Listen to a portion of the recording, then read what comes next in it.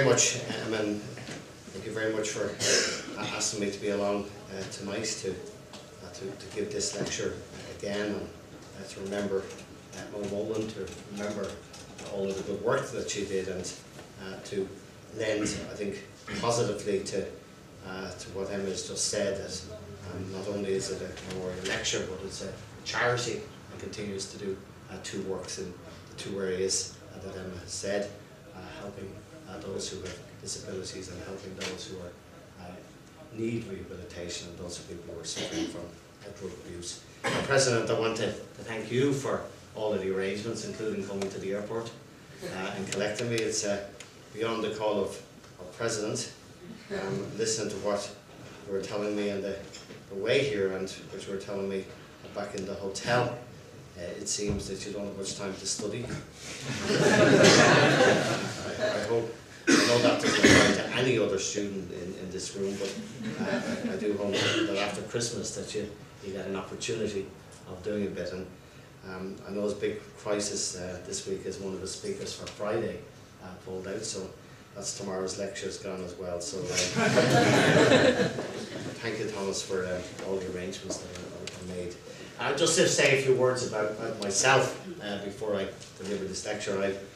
I'm Bertie Ahern, but I'm from the Dublin constituency, born and reared in Dublin, north side of Dublin. Those of you who've ever been in Dublin, I represent the city centre of Dublin, right in the heart of Dublin. I've been in Parliament for 33 years. I was Prime Minister of Taoiseach for just short of 11 of those. I've been a Cabinet Minister and Taoiseach for 20, so from 1987 to 2008 I've been in the Cabinet. Unlike other places where they throw people out every now and again, I managed to stay for 21 years, very, very handy. I'll tell those members of the Labour Party later how you do that, but anyway, it's important to stay around for a while. I've been involved in lots of things. I suppose Northern Ireland is I think I've given most of my political time to, but we've spent a lot of time over the years in trying to rejuvenate Dublin and cities. We had very high unemployment in Ireland back in the 1980s, and we had a lot of deprivation. Of course, a lot of the difficulties of Southern Ireland were linked to what we're going to talk about tonight, the problems in Northern Ireland. And from the time I left school in the late 60s all the way through till we finished the agreement in Northern Ireland, which was the Good Friday Agreement, was 1998, but by the time we fully implemented it, it was 2007. So it was a long period of induction period, and then trying to actually implement the agreement. In that period we were trying to change and modernise Ireland, and stop Ireland being a place of emigration, a place that was not just delivering jobs, to we turned it around to a place that was full employment, where we were able to develop a very successful economy. And of course, like the rest of the world, when you just think you've achieved that, now you have all the downturns again, and all of the problems and all of the difficulties that are there again. So that's a challenge. But anyway, it's not my challenge any longer. I spent 30 years doing it. And some people say I had a magic globe and I saw the difficulties and got out at the time. But anyway, I didn't do that. I would have really stayed on if I knew there was going to be a world recession. But anyway, I suppose I should say to all of you, it's just on the economic issue before we talk about Northern Ireland and Mo. But I am an optimist by nature. I always believe that the half is glass is half full, and I do believe things will turn around again, and I do think the economy will lift up again. And for us in Ireland, I think we might have to face a year or two of a difficulty, but I do think the world economy will start lifting itself up again next year. I'm not an expert on the UK economy, but I do think 2010 will see a brighter position in all of the student debates in Ireland. We've had many this year because we had the Lisbon Treaty just a month ago, so we had many of the debate societies focused on that for September, October. But very much the concern was not the Lisbon Treaty, President. focus is what's going to happen when they graduate, students graduate next year.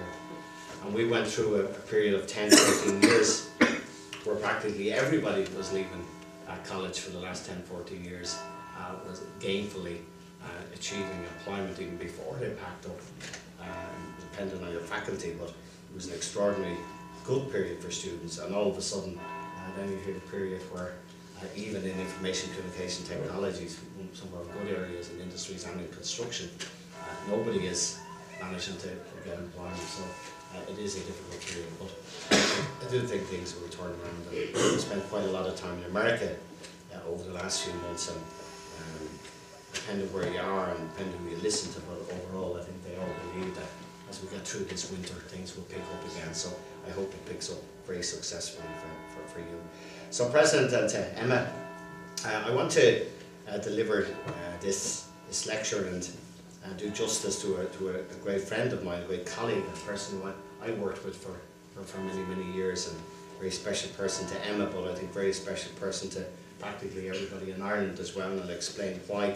And it is a great honour to deliver the annual Mo Mullen Memorial Charity Lecture, and I'm glad to be with you this evening to have the opportunity to do that and to share some of my own recollections and my perspectives with you on the Irish peace process. And I understand we're going to take some questions afterwards if the President allows that, and particularly the extraordinary impact that Mo Mullen made on the Irish people in the course of our history and the course of the period that she was so successful and so dominant in.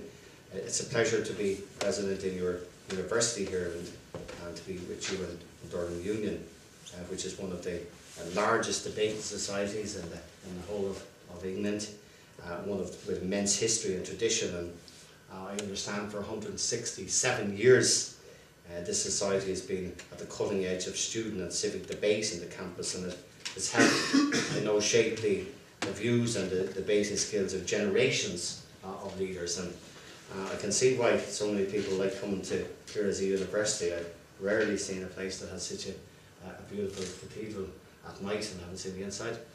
Though we all graduate through that cathedral, which is a real privilege. Should charge for that, Emma, and help the charity.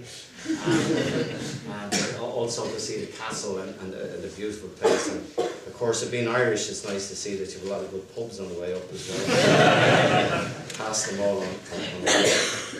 And I think this university and this society are, of course, intrinsic to any understanding of Mo Mullen's career and her life and times, and it's for that reason that I'm so glad to be here. It was here that Mo came as a young woman to study, and here that she spent very formative years as an undergraduate, broadening her views and taking her first political steps to joining the Labour Party. Indeed,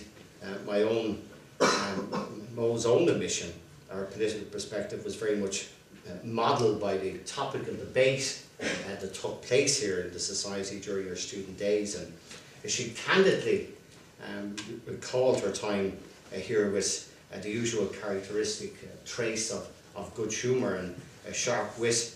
I just want to quote one quote from Mo. She said that, "I remember getting very angry during debates at the Union, particularly on capital punishment in South Africa. Debating with public school boys definitely helped to firm up my socialist views." Now, I tell you, debating with Mo and anything would firm up anybody, whether you're public school boys or any other school boys, because she was a tough, hard debater who was afraid of nobody of either sex. And as I found out in Northern Ireland, the bigger they were, the harder they fell when Mo was around the place. I'm not sure, President, whether she learned our total vocabulary in this university, but I would doubt that the colourful bits that she expressed to people that got under her skin or hair was learned here. But maybe it was, but I don't know, test your knowledge of that.